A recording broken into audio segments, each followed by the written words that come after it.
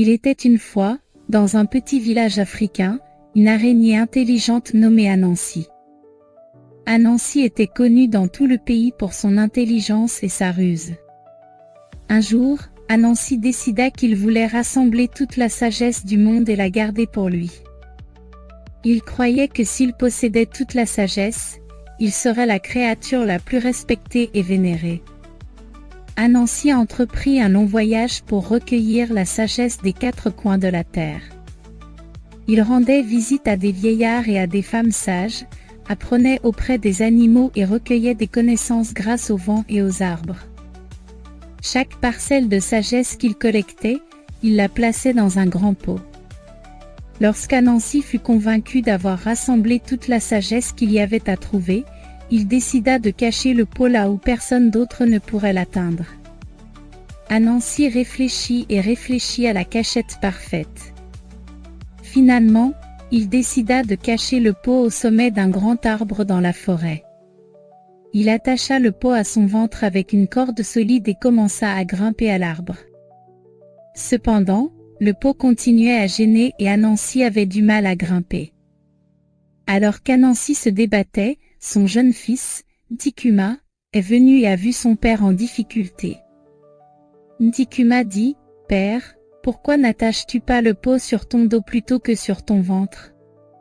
Ce sera plus facile de grimper de cette façon. » Anansi, fier et intelligent, était ennuyé que son fils ait eu une meilleure idée que lui.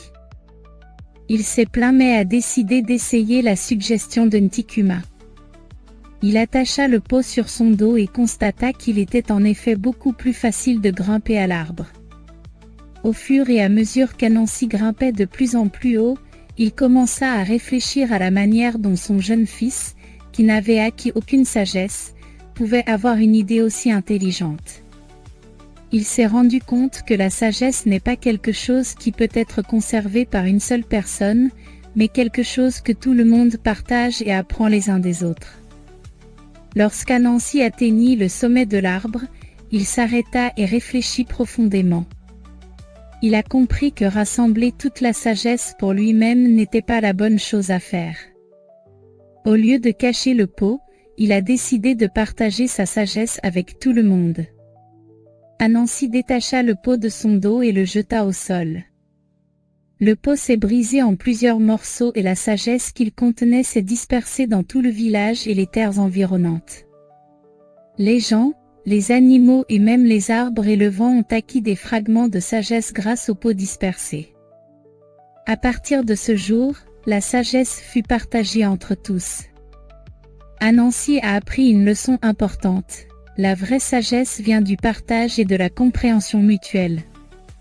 Les villageois respectaient encore plus Anansi, non pas parce qu'il essayait d'emmagasiner la sagesse, mais parce qu'il réalisait l'importance de la partager. Ainsi, l'histoire d'Anansi et du pot de sagesse a été racontée et redite, enseignant à chacun la valeur de la communauté et le pouvoir de la connaissance collective.